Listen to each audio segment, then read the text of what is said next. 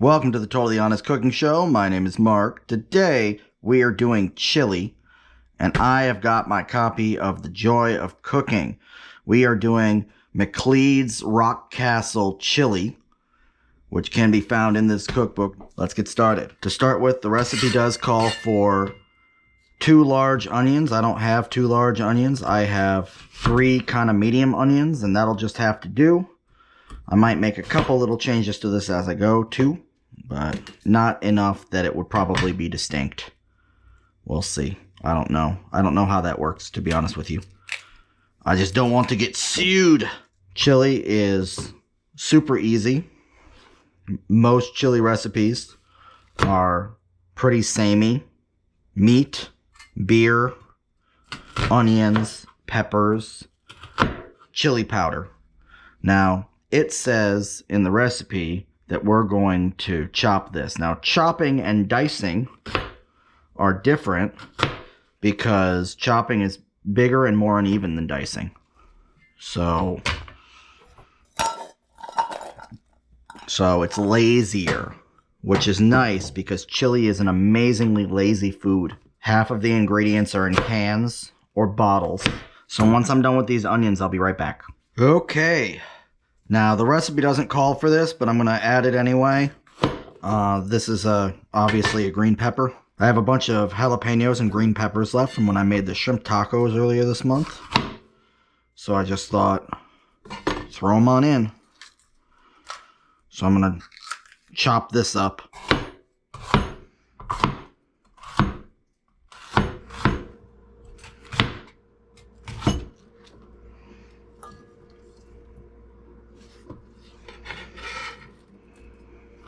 Okay, I have 3 jalapenos left, and I'm just going to peel and core and chop them up. The ribbing is where the heat comes from on the jalapeno. The seeds get the heat too because they grow from the ribbing.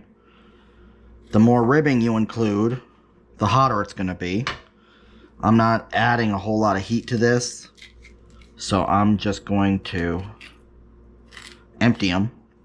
I'm going to put 1 jalapeno in the chili, and I'm going to save the other 2 for the cornbread.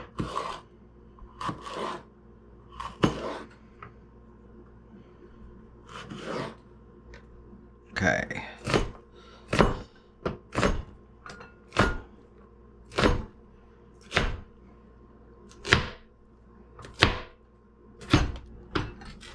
Notice that once you've got it in bands like that, it's much easier.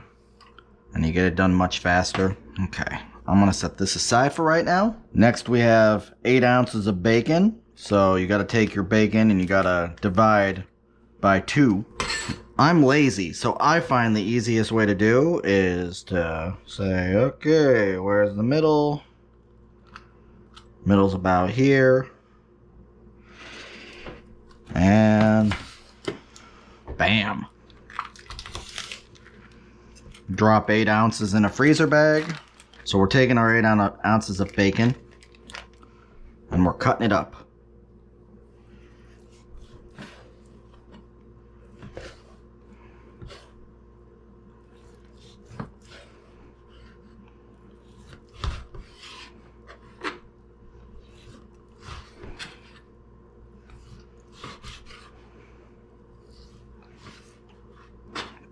Yes, this is a vegetable cleaver. I won't tell if you won't. We'll see in a minute whether this Dutch oven is big enough. As we drop in our 8 ounces of bacon, give her a little stir around. Okay, while that's cooking away, we're going to start coarsely chopping some garlic.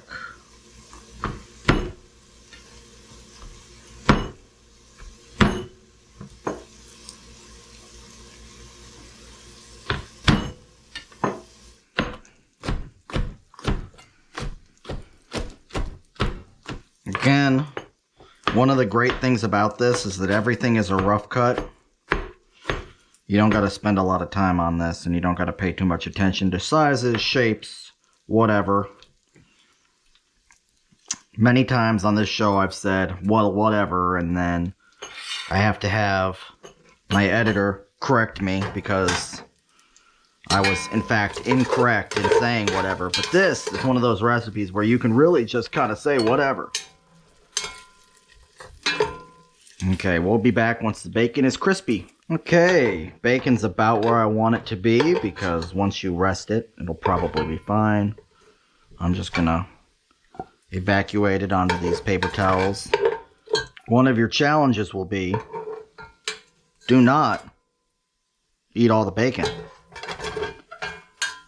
This probably could be a little crispier, but that's okay. I won't tell if you want. Okay, so into this pan, we're dumping in our peppers and onions with reckless abandon.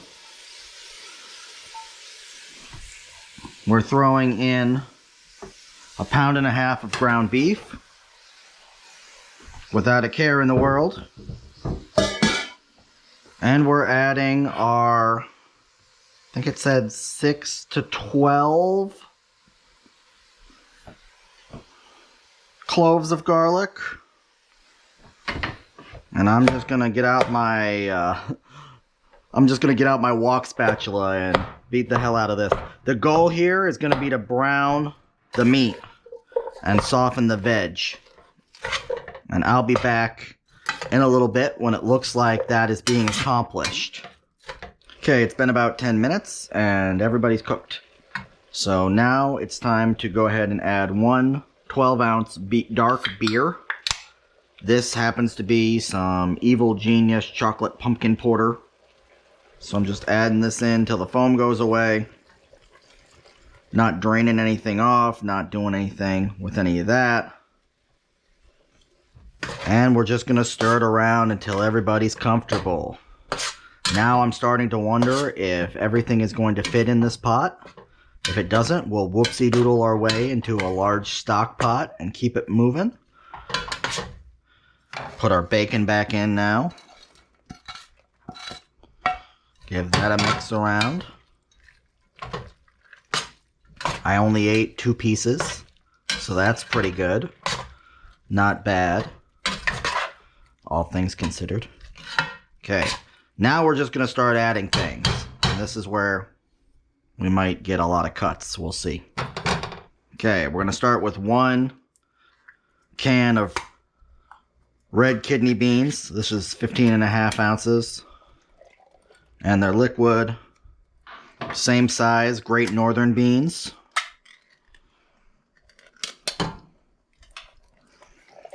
Same size pinto beans.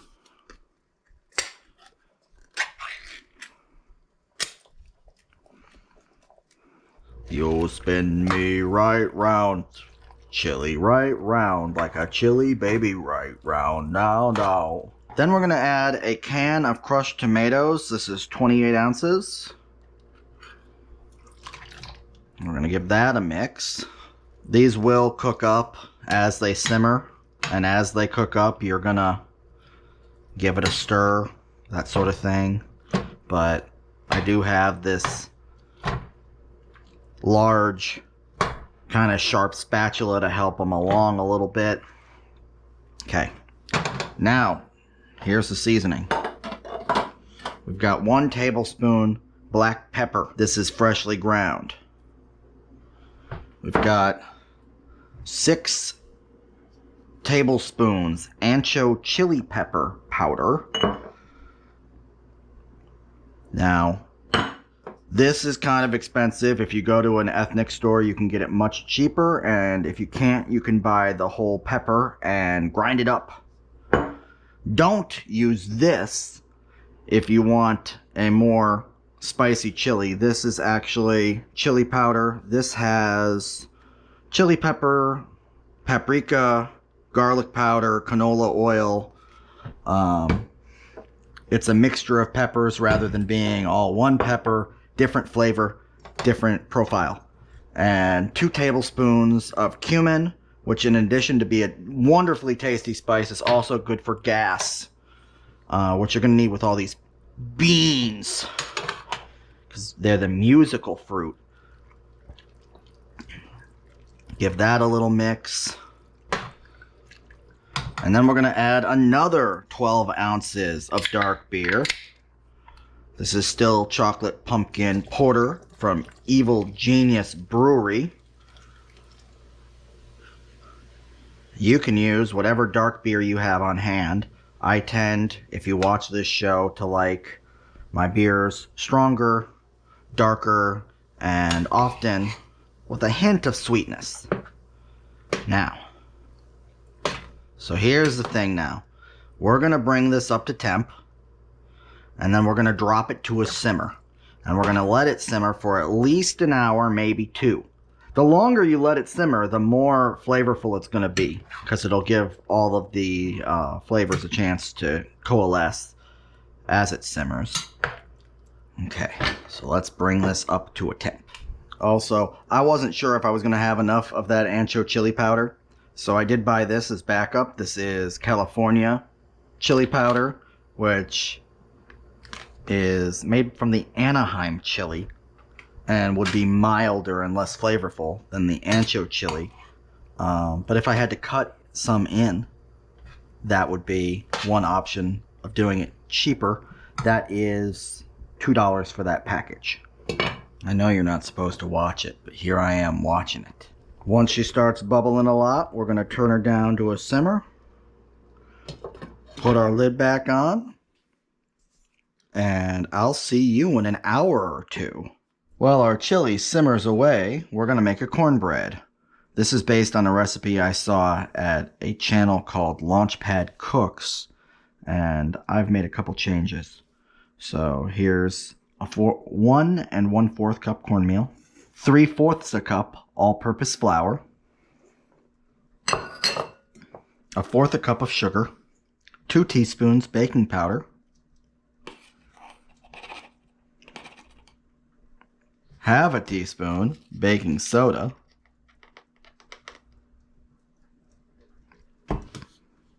1 teaspoon kosher salt.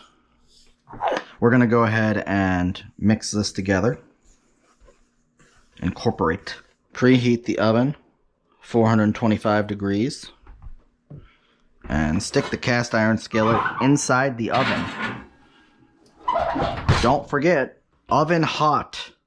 I have burned myself many a times forgetting oven hot. Let me go ahead and clap away some of this mess. Now we're going to add 2 eggs to a measuring cup that's big enough to hold 2 eggs.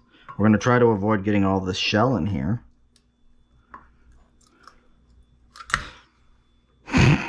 Whoopsie doodle. Well, pro tip, the best thing to get shell out is other shell. Go ahead and break off a piece and go fishing. Shell is good for your nails. Maybe. I don't know.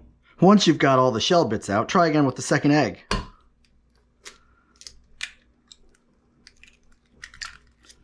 Yay, that went a lot smoother. While we're mixing all this stuff together, we're going to go ahead and melt a stick of butter.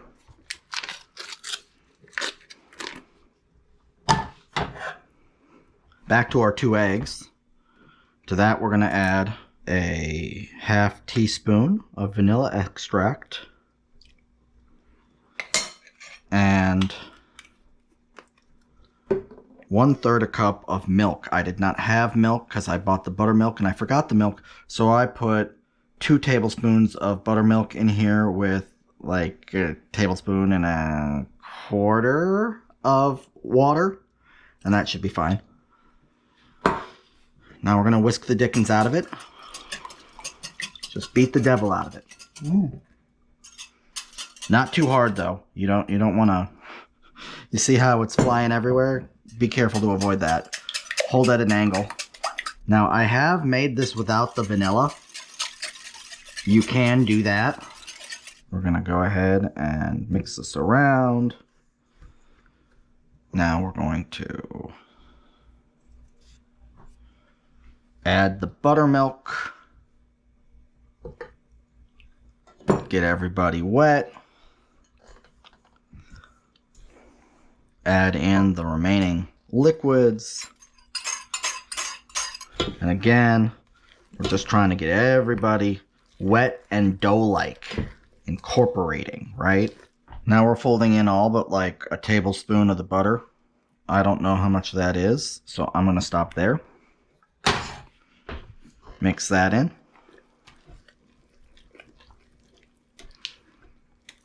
And now, this is where I'm going to deviate and where I possibly will screw this all the way up. So I'm going to add in my jalapenos. Remember those from earlier? They're here now. And I'm going to add in a cup of frozen corn that I had chilling out in the freezer. Now we're taking this out of the oven. Remember, fire hot. Once a year I forget fire hot. Don't be like me. There is at least one unreleased video where I forget fire is hot. Okay, so we're going to start with this by pouring our butter into our cast iron skillet. We're also going to drop our heat down to 375. Just making sure that my butter's coating my bottom. Ha ha ha ha ha. And now I am just going to go ahead and, with reckless abandon, pour this in to the extent that it pours. Now, once that guy is all in there, we're going to give it a little shake just to make sure it's all even. Stick it back in the oven. We're going for about 20 to 25 minutes or until the cornbread no longer jiggles when you shake it. So I'll be back in 25 minutes. 20 minutes later, and she looks done. She doesn't appear to be jiggling. So we're going to pull it, let it sit for 15 or 20 minutes so that it can fully cool. Also notice that my lovely Jack Skellington handle protector was not oven proof, sadly. But that's okay. After 2 hours and 15 minutes of simmering, it's time to serve. I simmered it with the lid off for the last 45 minutes in order to thicken it up a little bit. The white bowls do detract from the service slightly. And if we had some parsley or some cilantro or something, it would really help zazz up the presentation. But that's okay. I'm going to go ahead and add some cheese on the top, as is my custom. I'm also going to add a little sour cream. I do recommend letting the cheese melt a little bit more before serving, but you do you. That did take a little longer than I anticipated. It's now a little after 7 p.m. So I'm going to go get to know this cornbread and this chili. And Jerkins will tell you right here in the window how it came out. Like, subscribe, click the little bell. I do recommend The Joy of Cooking. It's got a ridiculous amount of recipes, and they're all pretty easily laid out. And I will see you next Wednesday.